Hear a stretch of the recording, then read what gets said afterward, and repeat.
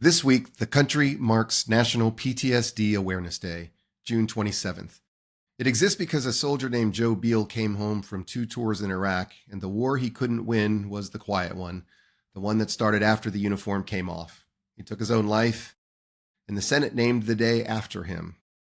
So here's what never goes on a recruiting poster. For a lot of people, the hardest days aren't the ones on deployment. It's after you come home, when the mission is gone, the team's scattered, and you don't feel like you've got a mission anymore. You don't lose a job when you take off the uniform. You really kind of lose your tribe. And the absence of the tribe is its own kind of casualty. So here's the question that runs through this whole episode. What if the cure for that was something as simple as a circle of chairs, a cigar, and somebody actually wants to hear your story? So my guest today bet his entire life on that answer and built a 7-figure company proving it. Hi, I'm Rob Schaefer. For more than 30 years, I served as a Green Beret, diplomat, leadership mentor, and entrepreneur operating in environments where the word impossible was simply a baseline for the mission. We created this podcast with one specific mission to show you how to achieve the impossible routinely. And when I say you, I mean all of you, the CEO and the soldier, the coach and the parent, the woman running a household and a career at the same time who leads through her fears every day without anybody calling it leadership. This show is for you. So most leaders try and build culture with a poster on the wall and a value statement that nobody reads. It never works because culture isn't a slogan. It's the legend that a team tells about itself, and it has to be built on purpose. So my guest today figured that out the hard way in a combat zone with a cigar in his hand. Joey Mac Dizon.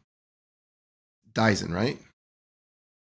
Yeah. So Nikolai, I'm going to redo that over. So we're going to do that again. So Joey Mac Dizon, right? Dizon. I never call you anything but that. I can't even hear you for some reason. Your stuff isn't working right now. I can't hear you at all. Oh, it's Dizon. I'm so sorry. Dizon. Yeah, Dizon. Okay, all right. So, all right. That's the nice thing about this being recorded is that my audio guy, my video guy, can like cut that out. So I'm gonna do that again. So You're good. all right, Joey Mac Dizon enlisted in the Marine Corps 3 days out of high school. He was a rifleman, Iraq War veteran.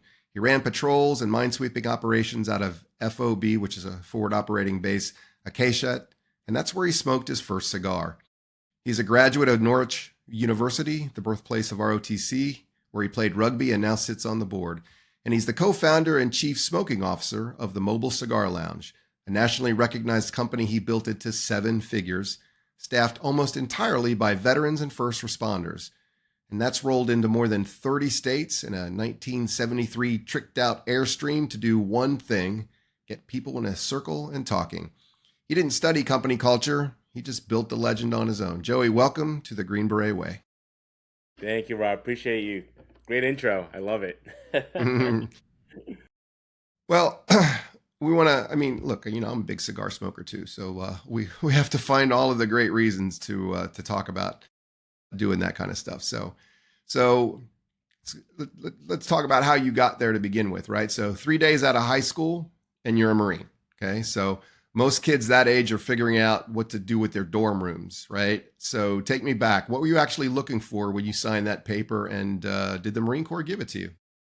Yeah, I always knew I wanted to join the military, just like some of our other brothers and sisters. Like growing up, played a lot of sports, did Boy Scouts, did a lot of adventurous things. I really wanted to join the military. At first, I wanted to join, everyone wants to be a pilot first.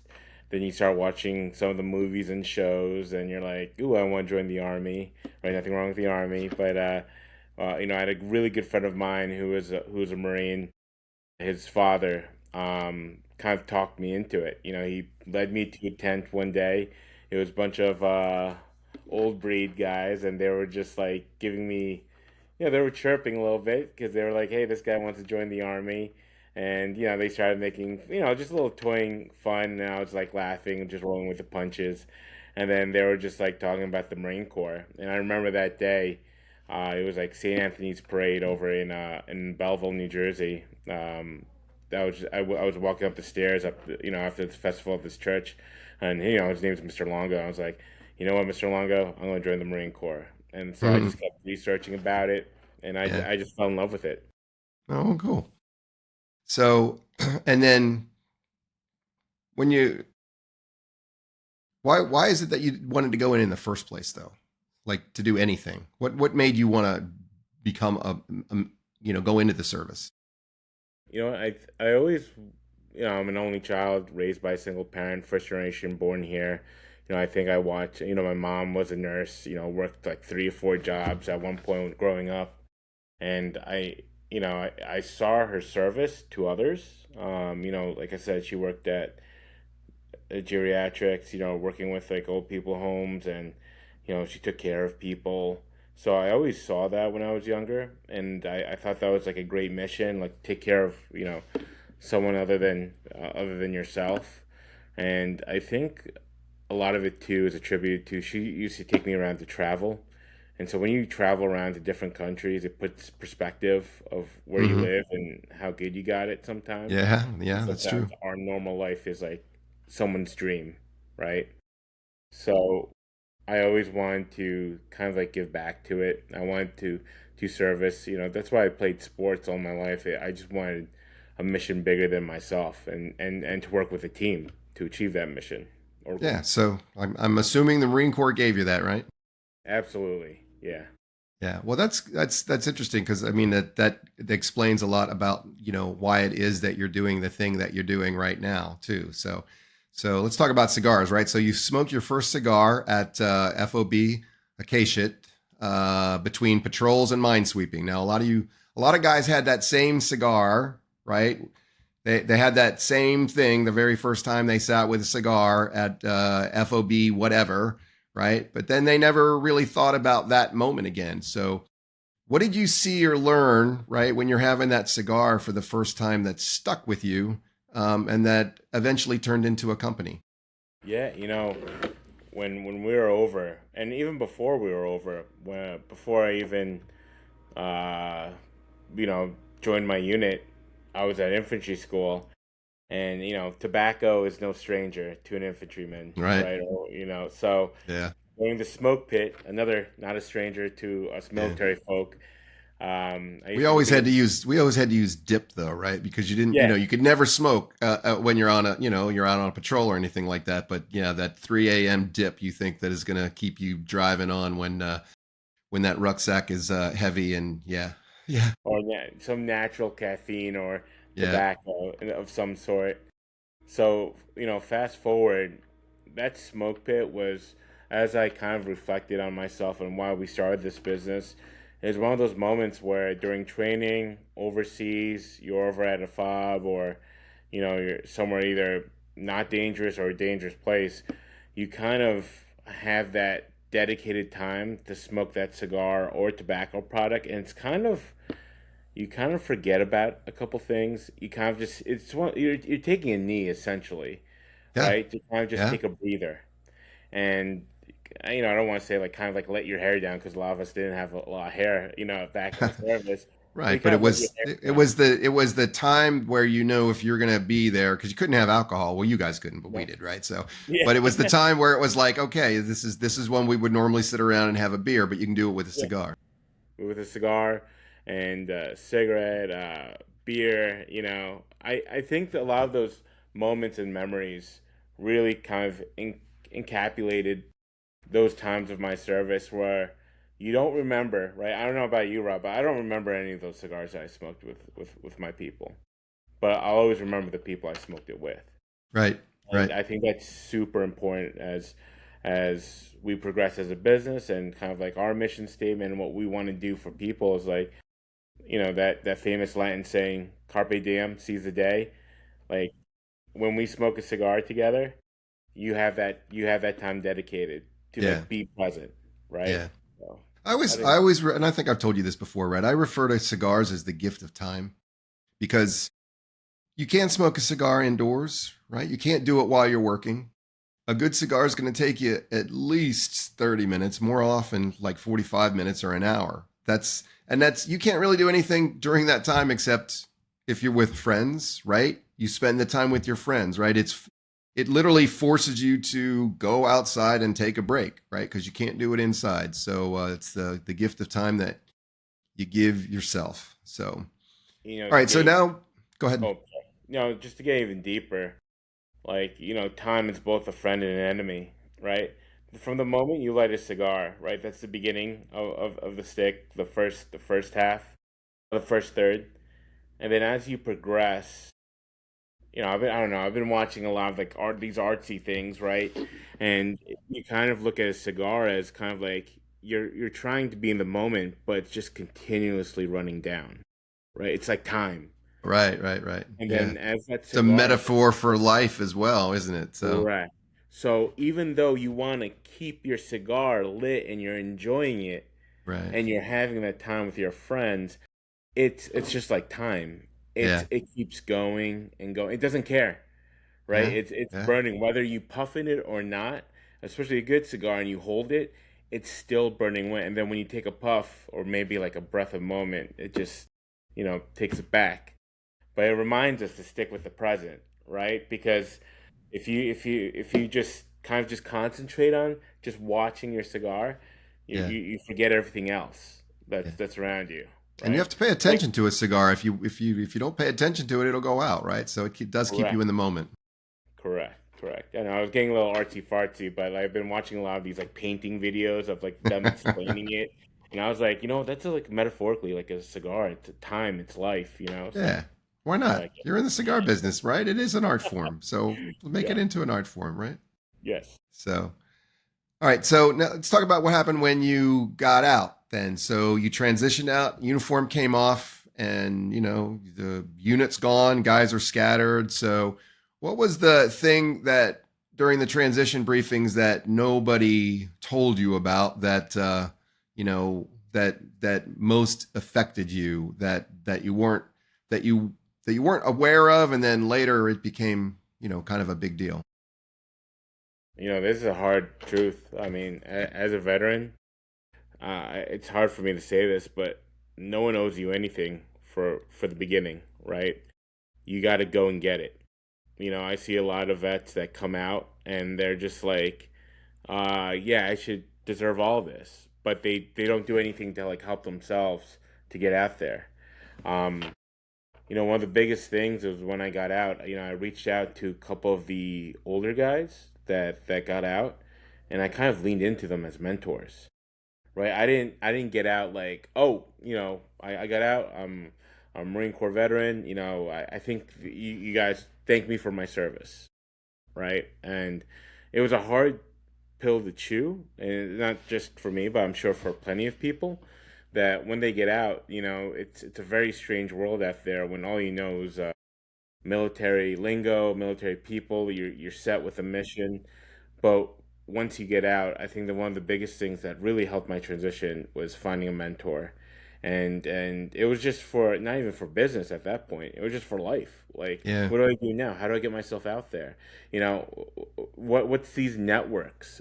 Yeah. The biggest What kind thing. of fears were you having that you could talk to that mentor about? Like, what was the stuff that, again, nobody prepared you for, and now all of a sudden you're afraid? Yeah, just because you're a veteran doesn't mean that you should get a job, right? I think we have to show the things on. I don't want to just write I'm a veteran. Like I want to show other things that it's just one part of my life Right. that I have. Like I'm also a graduate. I'm also played, at that time once I get out, if we use that, played a lot of sports, leadership positions. Like it's just not one aspect of my life. Granted, I do love it and I do enjoy it. It's a big impact in my life. But there's other things to me as I get older that I'm just not a Marine veteran, a Right. father, a husband, this president of a different hats that I wear. So just because when I got out, just because I was a veteran, I didn't want to seem like the world owed me. I did it because I wanted to. Is that what I'm saying? I didn't join the service because they were like, some of our brothers are just like, hey, it's either that or go to jail, right? I didn't have Right. that in my Right. option. I was like, no, sign me up. So don't thank me for it. Like I did it because I wanted to. Now let me continue to serve others or put myself out there. I think that's one of the big things. Hopefully that answered your question. I know that was I was kind of like reflecting back on that. Well, uh, yeah, don't worry about it. So again, and so Nikolai will cut this part out, but the thing I just any part you're not happy with, right? We can answer the question over again if you ever feel like it, or we can just cut something out. So don't worry about anything at all. It's just Yeah. anytime you want to redo something or whatever, just let us know, and then Nikolai will know to cut it out. So Yeah, no, you're good, man. Sometimes I appreciate the I guess just me just being very transparent and having my thoughts in real time and like thinking these questions through. Just shows that I'm a genuine person, I guess. yeah, well, I No, think I'm not really. you're about as genuine as it's gonna get, dude. So Yeah, bro, I'm not the square guy where I got it, I that's got it right. made. You know what I'm saying? I'm like, dude, I'm human. I have imperfections. Like, it's fine. Well, and we're all still figuring it out. So Yeah, exactly. That's what it is. so let's talk a little bit about the business, right? So what gets me is kind of like how you built this thing. So you staffed it. You got like almost 50 people now, I thought you said, right? Almost entirely with veterans and first responders. So now most founders build the business first and then backfill the people with whoever's cheapest or most available, but you did it a little bit differently, didn't you? Yeah, you know Tell us what? tell us about that. I'll start off with this first line that I've learned in the military: mission first, people always. Right? And for us, looking at the people and the culture, we wanted to build the culture first, and people who understand what me and my two other partners, so another Marine, another Army vet, we understand this culture that we have through the military, and we wanted to encapsulate that and bring other people that understand it. And the people that understand it are, the blue, the green, the red lines. And, we hired a lot of people who are family connected as well, right? Because they're a big part of it. So for us, it was building those people, and a lot of things that we talk about, even especially in your book, is building that trust, right? Especially like when I got out as a Marine, like I meet other Marines and I feel like I got this trust factor, right? I'm Yeah, like, hey, yeah, what's up, bro? Like, I yeah, don't care if you're like a cook all the way up to Force Recon. I'm like, you got your EGA, you're a bro or a sis, yeah. So it's a big trust factor. And when I work with veterans, first responders, and connected, I do have this kind of perception of there's a level of trust that I could perceive to them because of who they are and what they've done and their Yeah, experiences. you've got a shared experience to start off with, but what's I mean, you have more than that as well too. So you have shared experience, but you have a shared language that we all speak military, right? But pilots speak pilot, Marines speak Marine, right?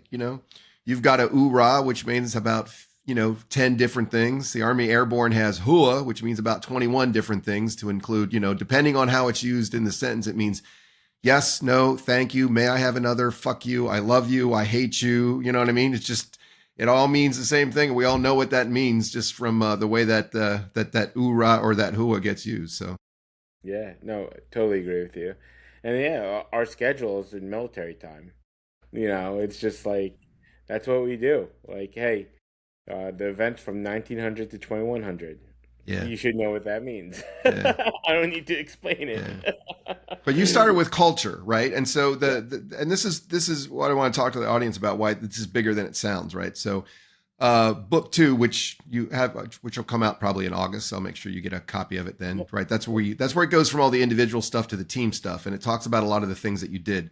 But in book two, right, I make the case that culture is the only sustainable competitive advantage that an entrepreneur completely controls, and you build it by getting the right people on the right bus, right? So not necessarily the most talented people, but the ones who fit who you are and what your culture is going to be, right? So you didn't hire veterans to check a box. You built the bus, and you knew that only the right people want to ride, right? And so in the battle between culture and individual, culture is always going to win, and that's not a coincidence. That's the way that teams, I mean, great teams, especially elite teams, work, right? So, or that's what I like to call, that is literally the Green Beret way. So, Yeah. No, I agree with you, Rob. A lot of our team building was just through culture, you know. I think when, especially the cigar culture, like I'm intertwining a lot of worlds into this business: the Mm-hmm. cigar culture, the military culture, the first responder culture. And if I had, I think it's called a Venn diagram, right? When you have those circles, and Yeah, in the yeah. middle is where they, good, Where they awesome, intersect, right? Yeah. where they intersect. Like a lot of it goes in the middle, and that's where I'm just continuously focused on, is in those areas, because we have those shared experiences and that culture. But I agree with you. I think when you're building a team and you're leading a business, and and we talk about your book, it's not just like a military book. I think it's like a more of a human leadership book, right? You could use it for whether you're going through special operations or your normal line unit, even if you're a CEO or you're working in head of a nonprofit or you're just learning about leadership. Like these are different aspects, which I thought, which does help and starts building in culture. Yeah. Well, that's actually the reason that I started this podcast too, is that my editor, and she really believes that the book needs to be something that like for life, right? So she's already working on like what's going to be the follow up to this, which is going to be the Green Beret way for families, because it's how to you lead your families, you do all kinds of leadership stuff in your normal life. And so there's a lot of things in there that are good for, well, and in fact I even talk about a lot of civilian things that are in there, like how to have a conversation with your kid and things like that. So speaking about the book, now you've had it for quite a while because you were one of the first people to get it, and I know you've read it. So what's the concept that hit you the hardest, and why? Just trust. I think trust is a big thing, and you talk about your background, right? And the background of just the history of like Green Berets, right? You're there to go, and correct me if I'm wrong. I just watch these history, videos and stuff like that, where you have to go into a foreign country, right? And you have to build trust with the locals, right? And it's not meant on you have to do this, right? You You can got, try yeah. that. I mean, you could That try gets you that, nowhere fast, right? but So let me tell you, when you turn around, you kind of have to, like, you gotta do this most of the time, right? You gotta look behind your back. And I think one of the biggest things, and what I thought was kind of nice, is that trust, having trust in your team and the people you're leading is the fastest way to get into success. And trust can mean so many things. It could mean, like, in terms of communication. And there's so many examples that I have in our company that if trust wasn't there, things would start falling apart and things would start slowing down. And then that breakdown of communication, leadership, it just all breaks down. So I think the biggest thing I would say is just trust. Find those people that you could trust, right? The people we talked about it like a couple minutes ago, having the people on the bus. You have to trust that you put them into the bus. You gotta trust them that they're there and that they're either going to uh, be there while you drive and they're ready to go, or they're just there's going to be a waste of time. And exactly what I think, based on your experiences and the book, it's more like I want that trust to be a certain part of my aspect, and that's just not with my business, right? I founded a nonprofit. I'm a president of an alumni association with 50,000 living alumni. Like if I break down any trust in any of those circles, things hmm start falling down. So that's what I would say, Rob. yeah. So it's and when you have that trust, it kind of there's a paradigm. In the infantry, right? The motto has always been follow me, right? But when you become a business leader, if you're going to be successful, right, you have to kind of switch to what's more of a like what we had in special forces or you see in elite teams, right? It's this because you're dealing with people who are all hard A type personalities, right? So in a case like that, right, your job is to provide them with purpose, direction, motivation, and resources, right? And then you're going to like literally you set them free. But you can't do that unless you trust them and they Yeah, trust you, right? yeah, Because they got to trust that you're going to have their back, you're going to provide them top cover, you're going to get them everything that they need, right? They got to that you're going to be consistent in terms of the way that you treat everybody, right? So that's how you're getting your trust to them. Um, so, but let's talk about that. So sometimes what that means is like you gotta let people figure it out for themselves, right? And so, what's the hardest thing you've ever had to watch somebody on your team do their own way when every instinct told you that I need to grab the wheel? Yes. And I think this is something for for people who want to start businesses, right? They have to delegate, right? And it's something I learned in the military. You could delegate authority, but you cannot delegate responsibility, right? At the end of the day, when my salesperson, I call him my concierge, but for everyone, it's my salesperson, how he reacts, he's an extension of the company, how he talks to clients, how he treats them, he's wearing our logo, he's wearing the name, right? And I think that that goes back to when I talked about joining sports, being part of a university, joining the Marine Corps, being, part of the alumni association. I represent a group, and I want to make sure, like for us being a veteran-owned business, I was just talking to a couple of veterans 2 days ago that I hope I'm an example for when people want to hire veteran-owned businesses that they're like, working with them was great. And, they're like, I want to keep working with veteran owned businesses. Right. I hope I'm in that beacon of light. But yeah, that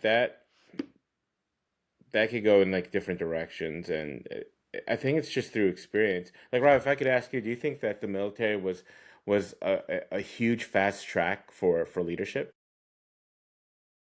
I think it is the best leadership academy out there because if you think about it, right? So in my 30 years, if we take all the times I spent in schools, it comes out to about 7 years, right? So about a third, or a little less than a third, we spend in schools. And the other great thing that we have about it is that there's every time you get promoted, you got another school to go to where they teach you more about. So you start off, as in the basic leaders course, how to push troops and march and basic stuff of how to take care of each other or how to take care of your troops, right? But then as you progress, that everything builds on it, and it's funny because it's a huge kind of concept in the business world right now. Is that can't remember his name right now. I'll think of it in a second. But he wrote this book, and it's like one of the big deals, right? He gets $30,000 every time somebody has him come and talk to them, right? And his idea, his big idea for the business world is that every time you get promoted, you should go to a leadership school, Mm. right? And for us, it's like, where's the punchline, Rob? Like, duh. Like, of course, that's what you're supposed to do. Hello, but that's actually literally that's a big deal. And I'm not being quite fair to him because there's actually a little secret to it, right? So the secret is that you should go to that leadership school either right before or right after you start your new job. And we're like, duh, it's PCS en route, dude. Like that's what you do. you when you're on your way to your next unit to your next job, right? Then that's when you do all this stuff. But so for us, these big ideas that are out there is it's stuff that we grow up with, and so as a result, we don't really understand in the military kind of all the benefits that we got out of it. If Oh, you had, I've done the math. If you take all of the hours for leadership stuff that you do, so when you've gone through your first leadership school in the military, you have as many hours as somebody who has an undergraduate degree in business. yeah. Wow. And your actual leadership experience is real. And by the time you go through your second one, you have more than anybody who has gone for their MBA. And the only real practical experience you get from your MBA is you get to be in charge of your small team once or twice when you're doing a case study and you're just making sure people turn in their section. I mean, that's it, right? So think about all the practical leadership stuff that our people have. Just after one or two leadership schools, it's astounding. So yeah, we have our system. If you think about it, it is designed to build leaders. Yeah. And that's why we have such a strong NCO Corps, right? That's why the NCO Corps is the backbone of everything that we have, because everybody needs to, in case of there's a problem, everybody needs to be able to pick up and say, okay, I'm in charge now, let's go. And everybody needs to know how to do that. So that's why we have the greatest military in the world right now. So Yeah, like knowing your job, one up, one down, or two up, two down for a lot of people. Yeah, and different walks of life. Sometimes you meet people that they just stay around their same state or same area, and they're kind of like around the same people. When you join the military, you'll meet everything from country boys to city slickers to you know to rich families to kind of like just making it families. And there's a lot of ways on how you're meeting a lot of people. And I think that's a great way of leadership, and you get to study people a lot, right? I think human behaviors are pretty much constant in terms of like we've probably met someone like that with those same kind of like human behaviors before, that once you start studying that and you start like listening to people and looking at their faces and their gestures and how they communicate, you're like, this person reminds me of someone as you yeah, progress I've through your. seen the pattern before, right? Yeah, Yeah. I've seen the pat. Yeah, yeah, I've seen the pattern. I've seen this person before. I'm not a betting man, but I'm telling you, something's gonna happen. Yeah. Yeah. Well, hey, for our audience out there, if you're finding this useful, right, hit that subscribe button and share this episode with one other leader that you know. That's how we grow this community and help more people achieve the impossible routinely. So, all right, so let's talk about you came home right after the Marine Corps. You watched what happened to guys who lost their tribe. The isolation, silence, the worst outcomes, right? So, before you ever sold a single cigar experience, what did you understand about that problem that the VA and the briefings and the whole transition machine seem to keep missing? I think if I had to put it in a way, it's we need to get better at gathering our people together in a single place, right? I've seen a lot of great things happening, and this is just from my experience. When you put cigars in front of veterans and they form a circle, like it's just that tribe mentality that's hundreds, thousands of years of being around a campfire, telling stories, and you feel this unity. I think there should be a better way. When someone starts getting alone and desolated, that doesn't have a mission, or like they don't feel like they're part of the team anymore, that's when a person starts feeling lesser and lesser about themselves. Yeah, that's when you Because start going down that spiral the wrong that way. spiral. But when you bring them around other like-minded individuals that truly understand you, man, I've been around so many circles of just smoking a cigar. And like I said, this is my experience, that there's so much laughs. I mean, there's so many emotions that go through it. Yeah. Like I've been through ones where we're just like we're telling the funniest stories on deployments about deployments to kind of like in tears thinking about like Yeah. people that we've lost. You know what I'm saying? Yeah, and you And probably see, because I've seen this before as well too. You've probably seen more people reach out for help, or at least talk about the things that they needed to talk about in that circle. You know, normally it doesn't happen until like after 10:30 or 11 o'clock, right? You got to be drinking a little bit and smoking a little bit, but then those things that they don't want to talk to anybody else about, they will talk about in that circle when they're talking to other veterans. correct. And that's when you notice that, especially when you start like listening to people, that's the time when you pull them aside. Like, hey, what's up, man? Okay, and then it's not. It just doesn't end there. It's like the follow up, right? Just like in Right. business or anything else.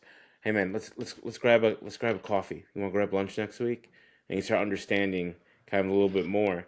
But I've seen a lot of guys and gals open up in those Mm-hmm. circles. People they just met for the first time, but Uh-huh. because we joined the military and not even at the same time or deployed at the same time or even at the same branches, they just have this nice little unique foundation that they'll open up and they'll tell the most funniest things and the most, serious things that they probably never told anyone for a Yeah. while. Like it was only Yeah. through that group. It's that shared experience, it's that shared language. And this is a problem that a lot of veterans have, right? So a lot of veterans, when they first get out, they think, oh, I need to move home because that's where I'll get the most support.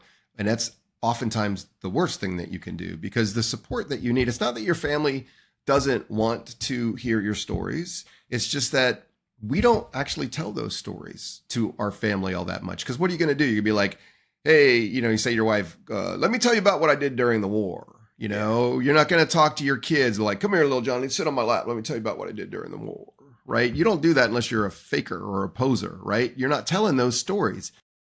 So those only come out when you're around other veterans, when you're sitting in that circle with a cigar and some whiskey and you're talking about stuff, because there, they know that there's that shared experience, right? And you could talk about it. So it really is, I mean, that circle is more than just getting together. I mean, that's really almost like a circle of healing for a lot of people, because it's, for many people, it's the very first time that in years where they've had a chance to talk to somebody about like what they went through. Yeah.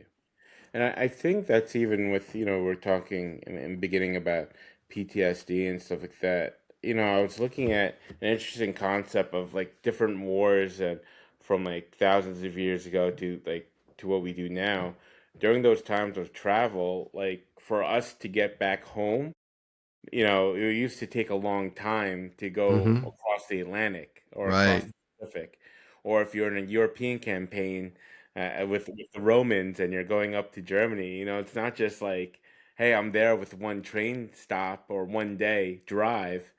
It's going to take a couple of days. So they're in that tribe for a couple of days where they could be with them until they get back home.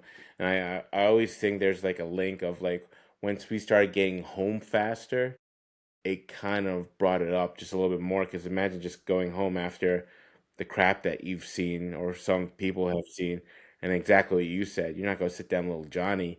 You're just kind of like sitting, wafting in your own thoughts, and you can't get it out. Right? It's stuck in your head. Yeah. So Yeah. It's like it's that scene in the Hurt Locker, right? Where he's in combat one day and then like the next day he's in a grocery store with the kind of yeah, the music going on, and he's just having a hard time processing, yeah. like normal life. So Correct. That's why I think it's like there's a little. I know technology is great, but like he didn't have time to decompress uh-huh. during that time and Yeah. get it out and laugh and cry and get all of this exact freaking guys in the grocery store. A day later, it's Yeah, crazy. yeah, with a bunch of people who have no idea, Yeah, about the explosions and stuff he's been living through. Yeah, so that's why the yeah, that's like it's not just a circle for smoking, right? It's really like a healing circle that you end up getting going there. So yeah. I think it's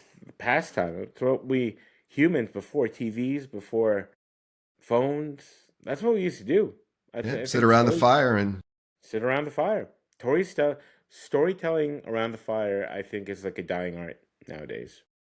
Like military, you'll get it all the time because you can see in different ways, whether it's in the chow hall, whether it's in the barracks room, whether it's in the smoke pit.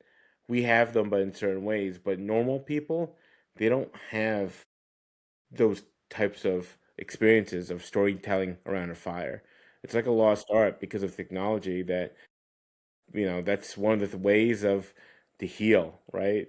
So yeah, just but talking strangely about enough, right, the people who do best on social media are the storytellers, right? It all still comes yeah, down to that. storytelling. Yeah, yeah, So 2020, middle of the pandemic, everything shut down nationwide, which is your entire business, right? yes.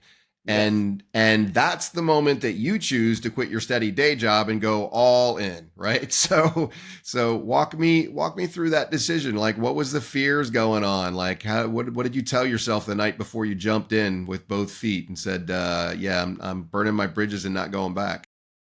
Oh, it was a year. It was a year later. Can we redo that? Sorry, Okay, all right. I'm sorry. I didn't do it during COVID. I'm not that insane, Rob. Okay. I thought you were. I thought it was 2020. So, all right, sorry. Yeah, no, you're good. You're good. It was around like 2020, like end of 2021. Yeah. Okay. Yeah, I'm sorry, but yeah. No, that's okay. But you still, I mean, you had a steady job. So What kind of what were your fears when you decided that okay, I'm going to do this full time now?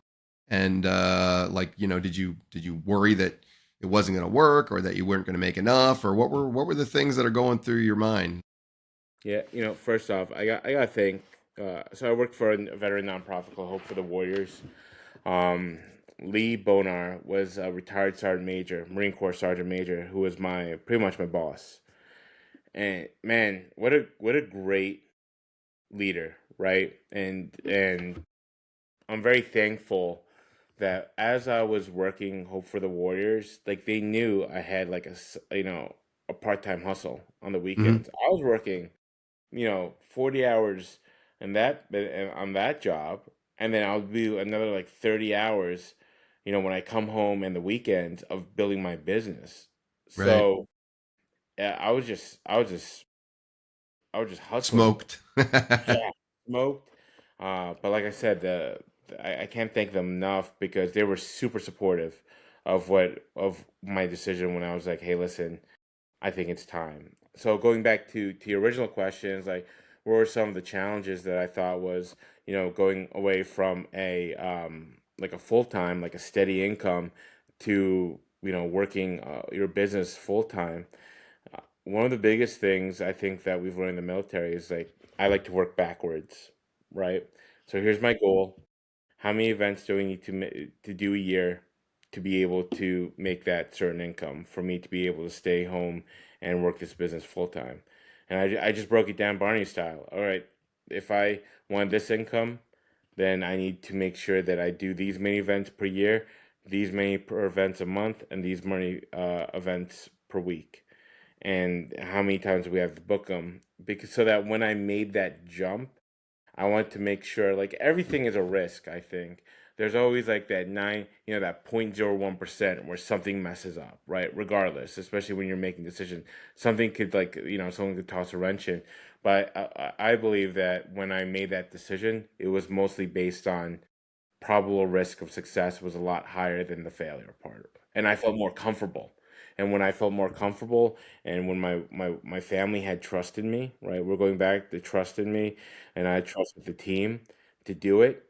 I was like, all right, let's go. Let's do it. So, I've been doing this full time for several years now.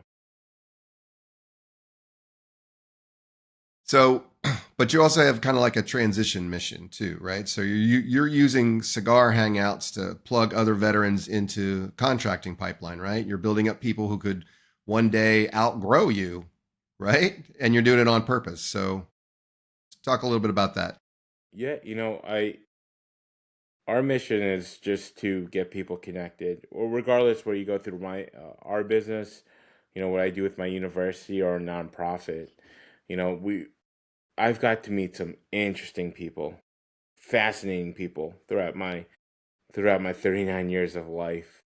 And if there's a way I can move you up in life and and you don't owe me, I don't expect anyone to owe me anything. Maybe just like a dram or a cigar, Yeah. But for me, I think pushing people up is like great satisfaction for me, and connecting people is another one where it's just if I want to connect good people with good people, I mean that's such a huge win.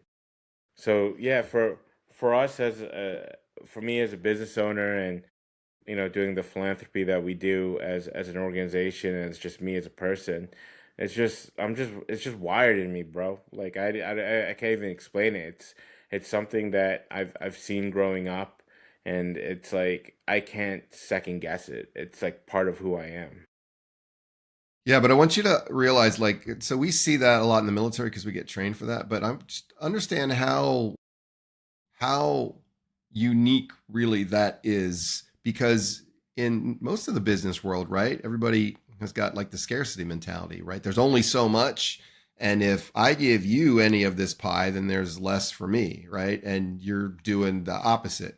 And that's partly because we in the military, you saw that being successful when you're helping your own people, even sometimes be more successful from you. And so I call that what you would have read it in the book, right? The first redwood principle, and what happens is that, once a redwood grove, redwoods get to be so huge, they're the largest organisms on the planet.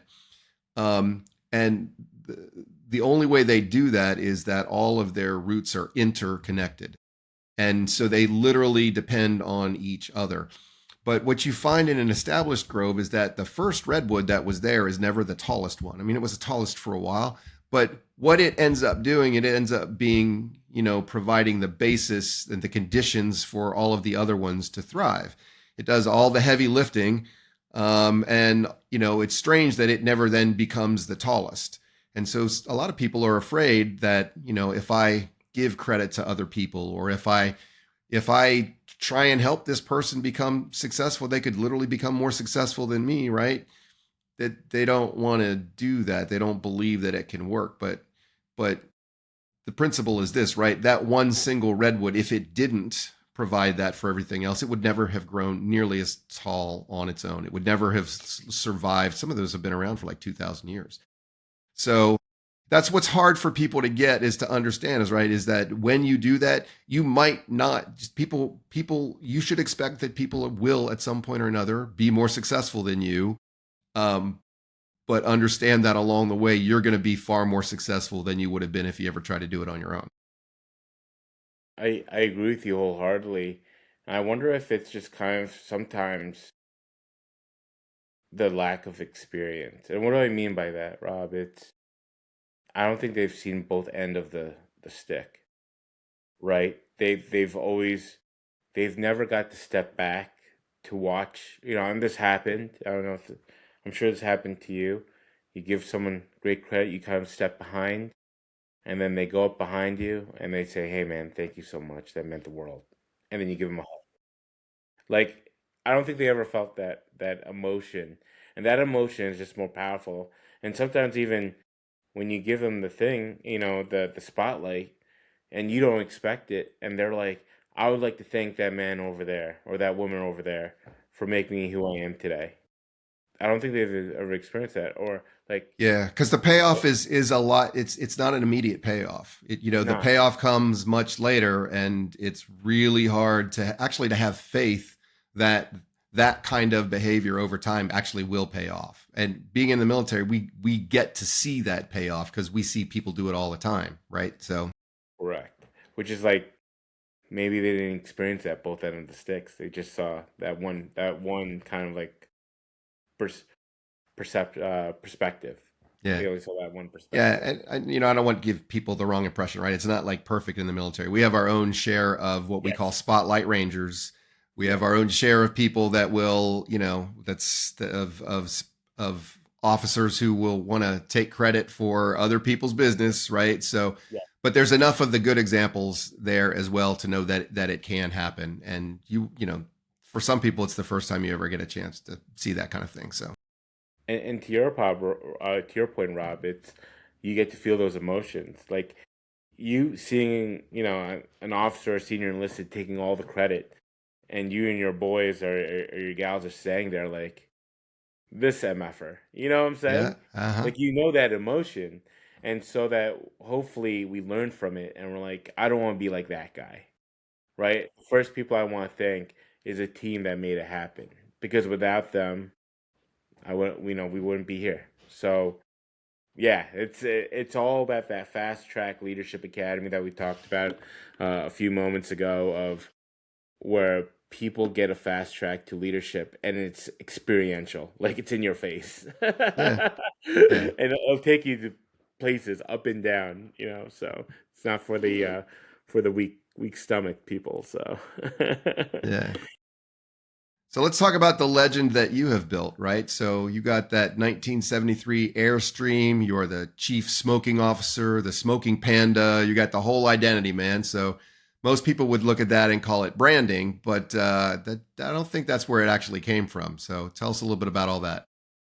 yeah, well, Panda came from, when I played rugby. As funny as it sounds, I am an Asian guy.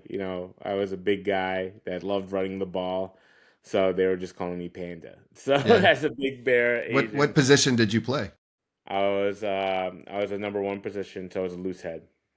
Oh, okay. A loose head prop. I'm sorry, loose head prop in the Loose head scrum. prop. Yeah, yeah. Yeah. I used to be a wing. So Ah, nice. Me too, but just yeah, kidding. My body yeah. type is not a wing. Yeah, well, yeah. I and when I got too slow to be a wing and I had to go in the scrum for the first time, boy, that really Nice. sucked. And then I realized how hard it really is what you guys got to do. So, Oh yeah.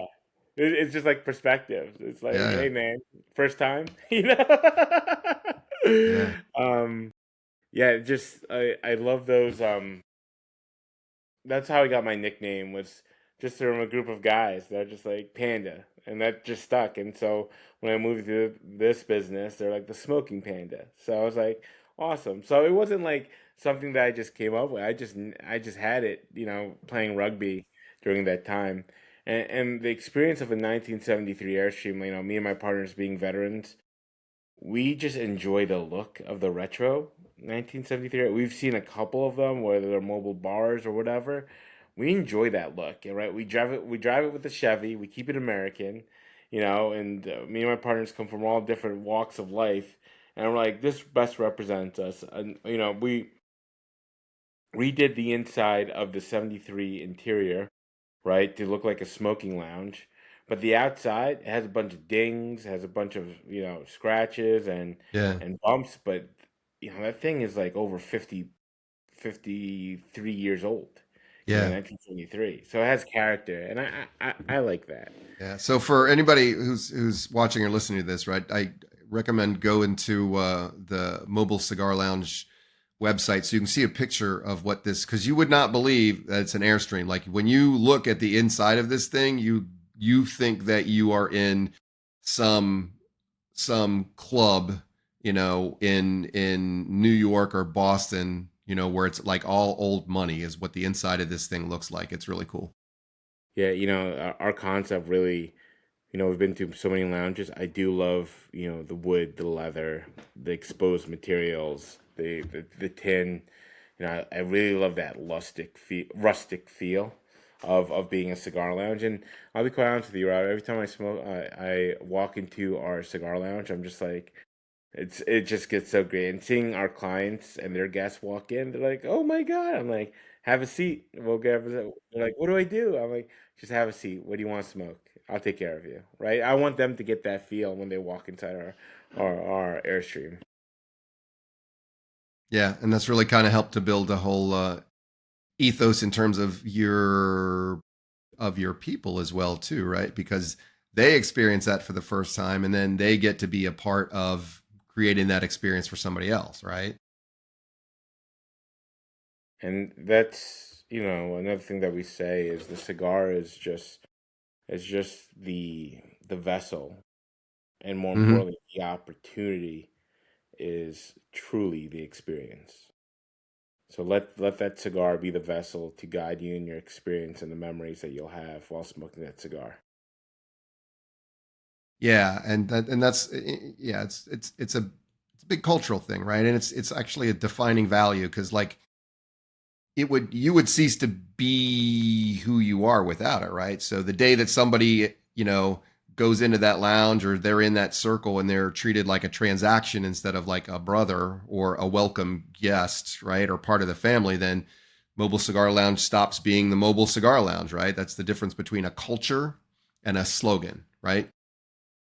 Yeah, and I really kind of stayed away from I want to sell at an event because I'm not concentrating on the client.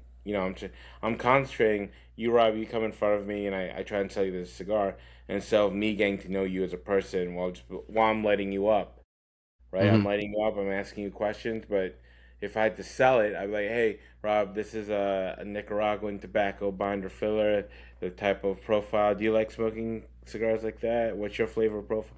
Like, I wouldn't get that extra step to get to know somebody while smoking a cigar in our business. And as messy as it looks like in the background, I keep saying I thought this would be a great background. It just looks messy. But those are all the thank you cards that I get. I'm in the office, so those are all thank you cards that I like pin up. Right, we got a couple, some badges from like police Yeah. department.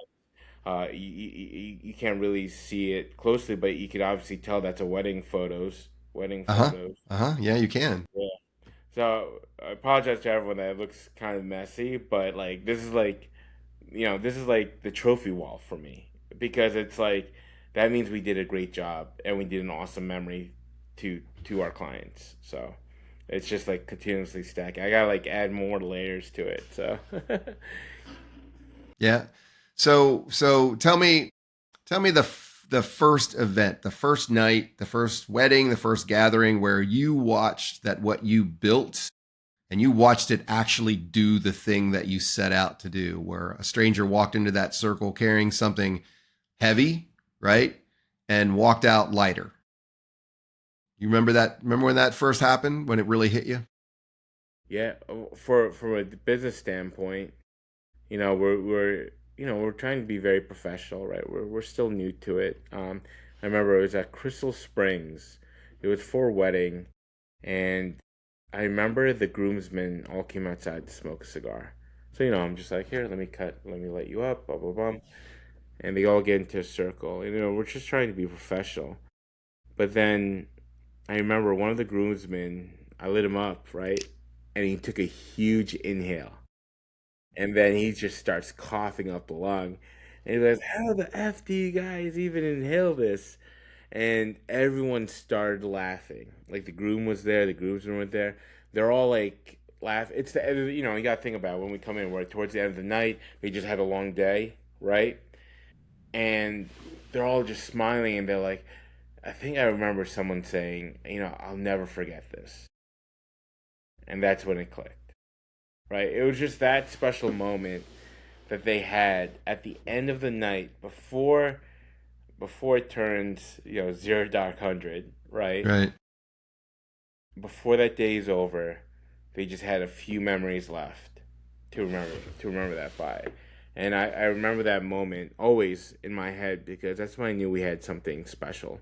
And that's what I wanted to keep doing. I just want the vessel just to be going back. I just want the vessel to be us, our company, to provide the cigars. Because what truly happens is when you put people together who know each other, who love each other, who are great friends for X amount of years, Yeah. it just like You see it just magic, right? it's Yeah. magic. It happens, right? And I've been through so many of those experiences that it's countless. And yeah, it's just you just watch people. It's Yeah. awesome.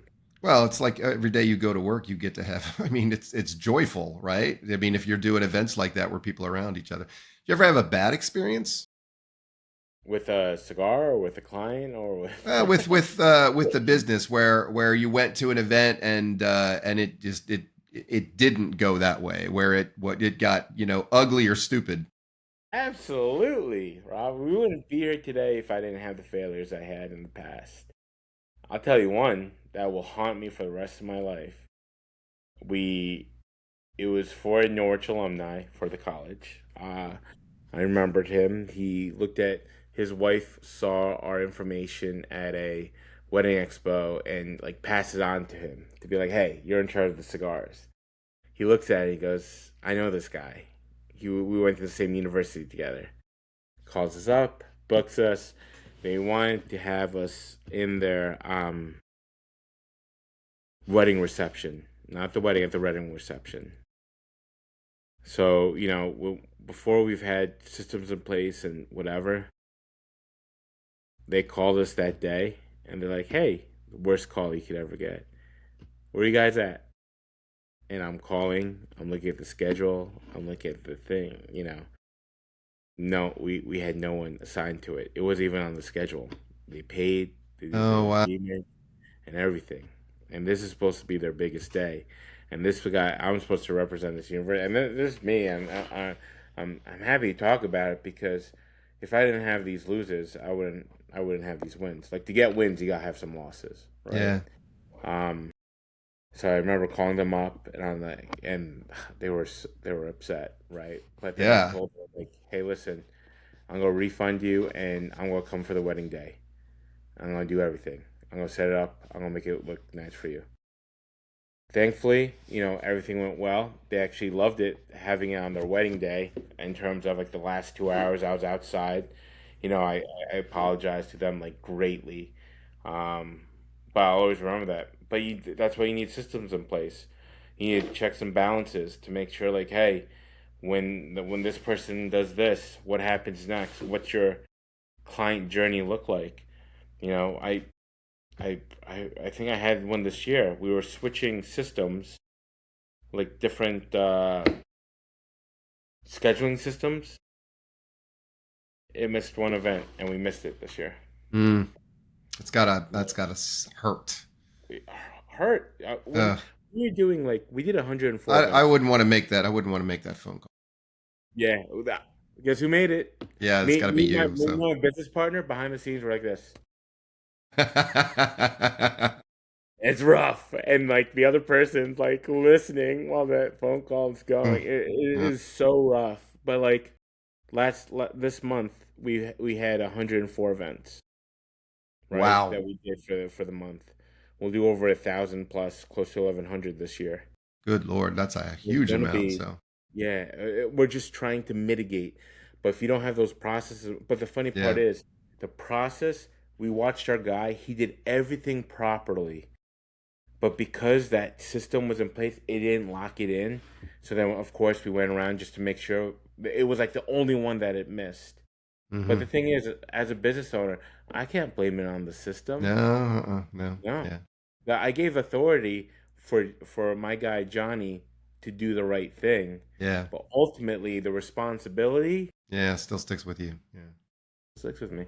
yeah, Lesson learned. But that's I can never say that we've had losses, missed weddings, missed events. Not a lot, but I'll trust me, Rob. I'll always remember them because either me or my yeah, partner Patrick had to make the phone call. It's the yeah, worst. yeah. You're gonna remember that phone call. Ugh. Oh yeah, yeah. Let's just say the dials are heavy on the phone. You're just Yeah, like,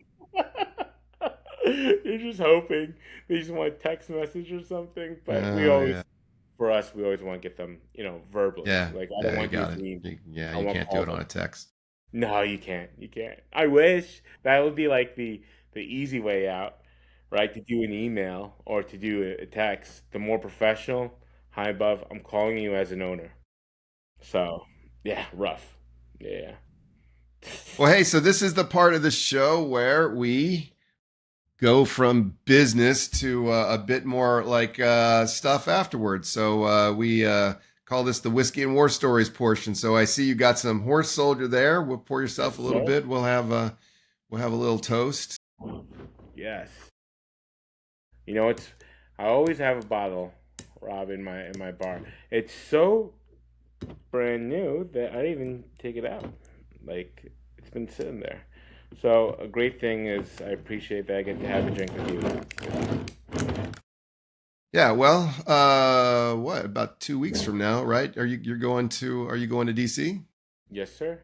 All right, well we'll have a drink and a smoke like we normally do then. So I mean, pull my leg. I just saw Bobby actually, 2 days ago.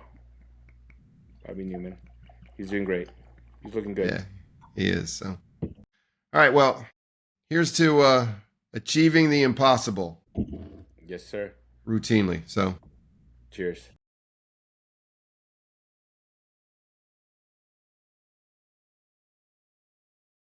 and then we get to talk about personal stuff, right? Just like this. Now we're around the smoking pit, right? So Yeah. let's talk about some personal stuff, right? So Can I ask you a question, Rob, before we get into sure. that? Hmm.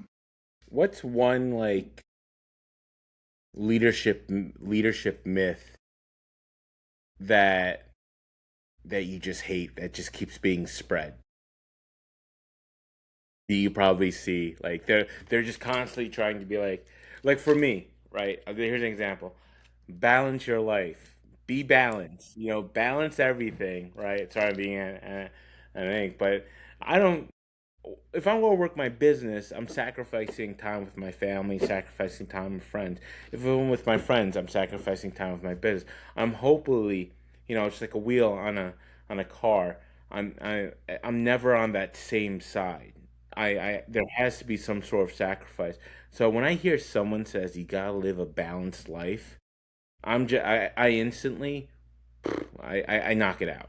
I'm like, that's so BS. Or because you're in such a high position that you have people that can take care of your stuff. Like for the Yeah. normal layman, balance isn't right now, right? So do you have any like leadership myths that you wish people would stop kind of like preaching, or that kind of like irk you a little bit? I'm just curious. No, my big thing that I get irked about is the whole servant leader thing. So that just drives me insane because, I mean, so and the reason is that we never really get anywhere if the people who came up with servant leadership, right? They had the good idea, and that was you need to take care of your people, right? But that is oh, looks like we got Gunner in the background. So there's That's my good.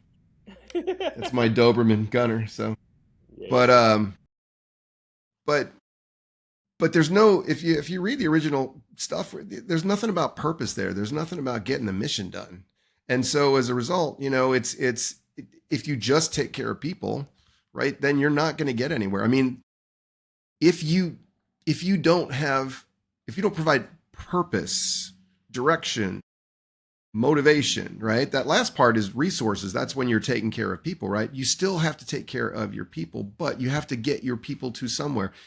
Because if you're not leading your people somewhere, then you're not a leader. You know what I mean? So you have to have a mission. So the thing about, I mean, I hate it when people refer to themselves as servant leaders because it's like, no, Yeah. that's just the first step, right? So or the same thing with being an empathetic leader. Yeah, you got to be empathetic leader, but so that's why I'm trying to get people to embrace the idea of being an epic leader, right? So empathetic, purposeful, inspirational, and character driven. Character driven. Because that character driven part is what drives the trust piece, right? People have to be able to do that. So, and I think, some people like to say that they're servant leaders because it, makes them sound humble. But I would much rather follow an epic leader than a servant leader. You know what I mean? Because I like to say generally the only place you're following a servant is when they're showing you to your seat in the restaurant, you know what I mean, or to your hotel room or something like that, right? So you don't follow servants. It's just it's like saying a jumbo shrimp. It just doesn't make sense, right? Yeah. So Yeah. it yeah, I remember when the first my business partner, and he'll love this. He was like, "Hey man, I want you to read, because we're starting to lead people in a company. So like, hey, come read this book, Servant Leadership." And then years later, and I always made fun of it. No, and nothing wrong with it. All right, I don't. it's just I the think first step is the I thing. That's what people have to do. yeah, You start there, but you don't end there. you So start correct. Going back to exactly your point, I'm not bashing it, because I think, as you said, it's a first step to leadership, right? But then there's other things and different pathways you could go as a leader. But yeah, I've heard that term, and we always, I always call him, and literally I'll call him. I'm like, hey, it's your servant leader here, So, so it's funny that you say that, but yeah, we're not busting on the thing, and like going back to the balance point. People could strive to be balanced, but you're never going to be balanced. You're always going to be sacrificing at one point or at another, right? It's a cool kind of like, yeah. all right, But like everything in direction. life, you are making a decision. I mean, unfortunately, the word discrimination has got really terrible connotations now, but you are literally discriminating. You are choosing one thing over another. I am choosing to be on this podcast right now as opposed to working on your business or being with your family. When you decide that I'm going to get 8 hours of sleep, right, you're doing that at the expense of something else. Or when you decide that you're going to work till 2 a.m. at the expense of sleep, right, you're literally, your whole life is discriminating between one thing or another. You're choosing between multiple options. So, yeah. Yeah, that's why when I hear people go, "Hey, you got to be balanced," I'm like, I turn off my ears. I don't want to listen anymore. But that's just me. Maybe like Rob, maybe that for us, because we're further advanced down the trail, that we're kind of like, we don't need that right now, right? I usually use the example. I've read Gary Vee's books. I've listened to him. Like his Mm-hmm. motivational part doesn't like it doesn't motivate me, because I'm in the trenches already. Like I don't need to be motivated. I think the thing that I do enjoy is like how he creates marketing. I'm just using this for example. Yeah. Just You know, so for our listeners or viewers, right? So he's talking about Gary Vaynerchuk, who is like considered to be the guru on marketing. In fact, I have his book right here on the floor, right next to me. So that's how that's okay. important his work is, right? Like literally, yeah. It's it never really gets far away, right? So his most Yes. recent book is Okay. called Day Trading Attention, and so if you're in marketing or you're trying to do any kind of social media or whatever, you know who Gary V is. But anyways, Yeah. so go ahead. Now, I love like when he gets into the micro of things, of like I have his book here in the library. I forgot the name of it, but like how he teaches is great because he speaks to me because he's very natural. He curses and he's just very raw, and I like that about him. Right? He's not everyone's cup of tea, and I understand that. When he starts being motivating and stuff like that, I kind of tune that out because I'm already motivated already to like build my business, which is why and there's nothing wrong with that. It's just where I am in my pathway in my experience that I'm looking to develop and grow. Trust me, I you don't have to motivate me to, get on the computer and start emailing people Right. and Yeah. look at my business. You know what I'm Yeah. saying? So Yeah. I fast forward through those parts as well.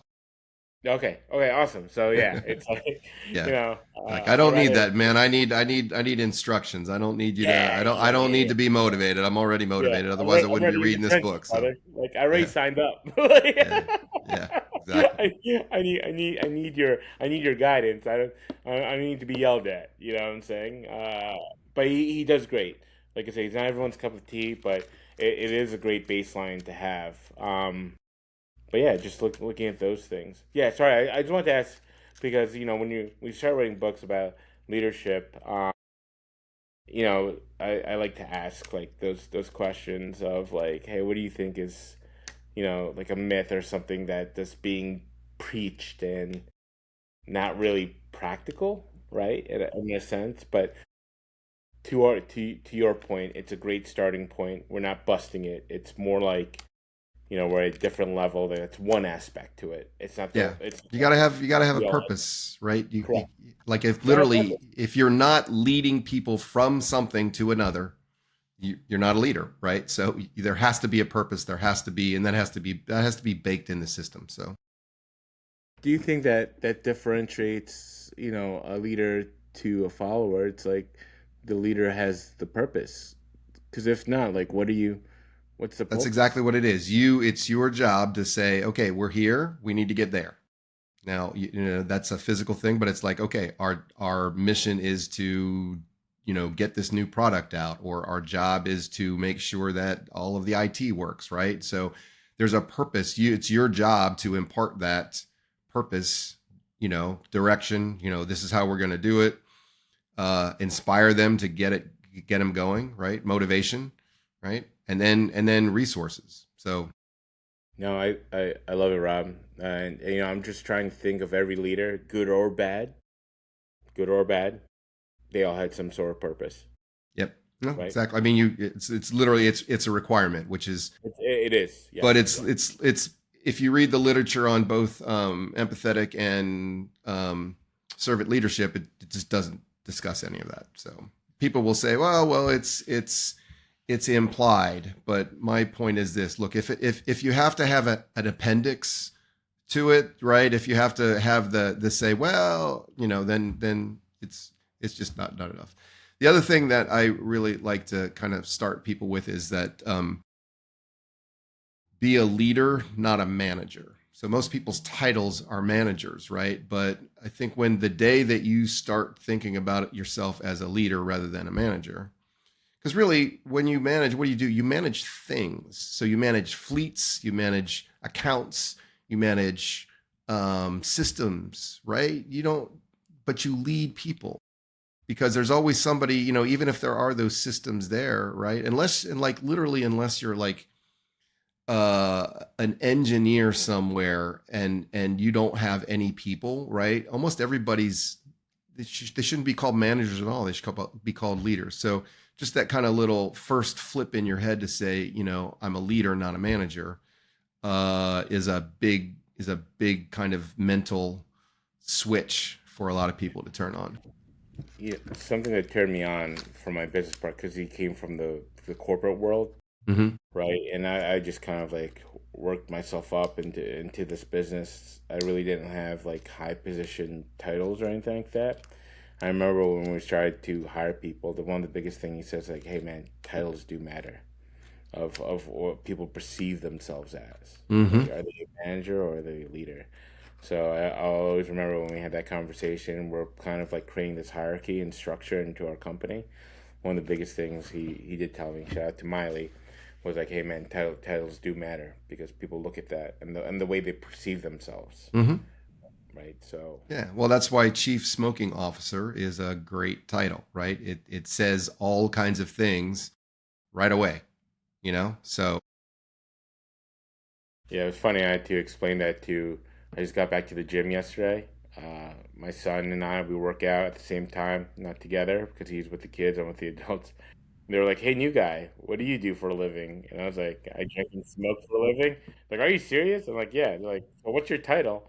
I go, "Chief Smoking Officer." And the guy next to me goes, "Dude, I have friends that say they drink and smoke for a living, but judging from your answers, you really do drink and smoke for a living." I know, yeah, it's really nice to tell people like, "What do you do?" Right? Well, I Yeah, drink whiskey for a living. I teach people how to enjoy themselves well. yeah, absolutely, absolutely. I think. Do you think, Rob, the reason why we do this is because we've seen not only good but bad in the world, and that we kind of want to, I guess, show people that sometimes life is good where they're at. I don't know. The more I travel, the more people I meet, the more experiences I see around the world and around my community. Like I become more empathetic, and I'm more like, dude, you just gotta be in the moment right now. Like when I go to practice, when I go work out with my son, when I spend time with my son, like those are moments him and I have together. Like I put the phone away, like I want to be in that moment because, like that cigar that we talked about in the beginning, it's slowly burning every time I'm taking a breath of air. It's slowly taking that puff, going down, down, down. So I'm just like, as much as I want to keep smoking that cigar, I think it reminds us that the more breaths you take, the more it goes down. So I think it's just like, I don't know, I think it's like through experience and our works that kind of made us who we are today. All right, so tell us one thing about you that people don't know or that they wouldn't guess. So, like, are you secretly an opera fan, or, are you actually a professional harmonica player on the side? So, what's something about the Smoking Panda that most people wouldn't know? Damn, man.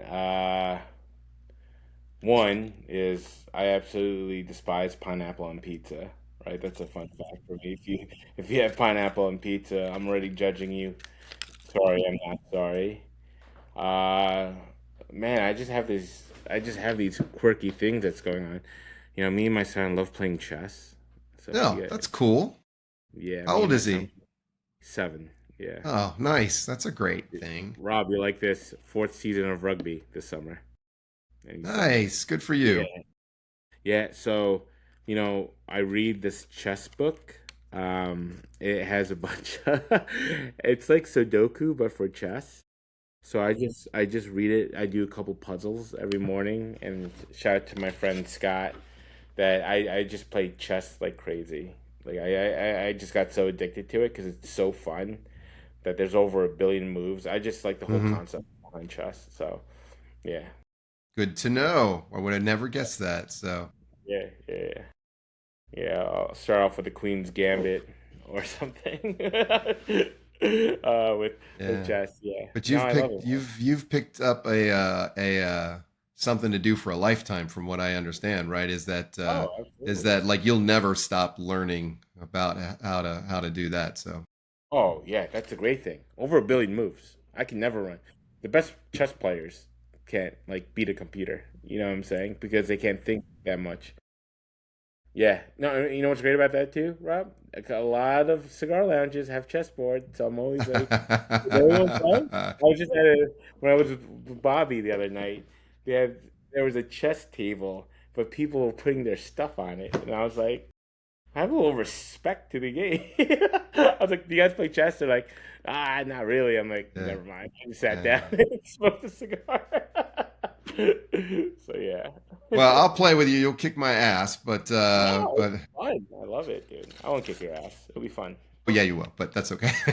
It's not my game. Now, if we were to play bridge, it would be a different story. So That's a classic game. Yeah, I've never played that one. it's Chess was invented by the Persians to teach their officers right. military tactics, Yeah, and that's and why. I learned how to play bridge because a lot of militaries from the former Eastern Bloc Yeah, they play bridge instead of chess for that same kind of thing because it teaches you to teach logically or to think logically and kind of how to be strategic. So kind of the same thing. There's way more moves in chess though than there is in bridge. But bridge is another one of those things where like it's a lifetime of trying to master it. So nice. No, thank you, Rob. I appreciate you. yeah. All right. Well, I'm gonna finish this out here, so that we can get going on with our day. The funny part was I didn't know we were just recording for this. I was just chatting. Oh, well, that's exactly what we want to do, man. So Dude, I was just going off that little tangent. I was just like, yeah, and that's how I am in cigar lounges when I'm talking because it's just nice to be able to talk to somebody, and actually hear them. yeah. So it's funny. I didn't think that we were recording for this one. I thought we were just drinking a dram, and we're just like, yeah, dude, what's up, man? That's the whole point, right? So, but Yeah. that's why I always want to do this segment, right? Is a chance to kind of like talk about stuff like that. So, So yeah, classic. I didn't even think that we were still recording. We are just, but hey, right? exactly, Pastime, exactly. It is technology, time. So, we're different states. So awesome. yeah. So for our audience, so here's the thought I want to leave you with.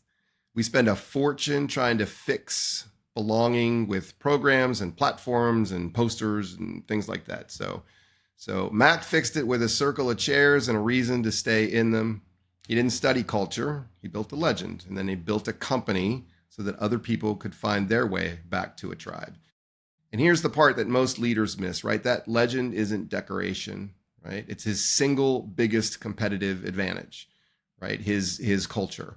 And it's the one thing that no competitor can copy because it flows straight out of who he is, as I'm sure you saw during this podcast today, right? So he hired the right people, he built the right bus to put them on, he gave his leaders the mission, set them freedom to run it, and he made the impossible a I mean, who would think that you could get a 7 million, or a seven figure business, right, from just sitting around smoking cigars with people? So it's a thriving nationwide, all veteran company. He made that look routine. So remember this: in the battle between culture and the individual, culture wins. So build the one that you'd want to be remembered for. And your mission this week, find the one person on your team or in your house who's gone quiet, the one who's kind of lost their tribe and hasn't found a new one. Pull up a chair, ask them their story, and actually listen. That's not a soft skill. On National PTSD Awareness Day, it might be the most important thing that you do all year. Now, everything we discussed today, the fear biology, the leadership mechanics, it all lives in one place. The Green Beret Way is the manual. It's not a motivational book, it's a manual. Get it, read it, apply it. You can find it on Amazon.com. And if you want to go deeper for speaking training or bringing this framework into your organization, go to the Green Beret Way. So lead when others can't, win when others break. I'm Rob Schaefer, and we'll see you next week.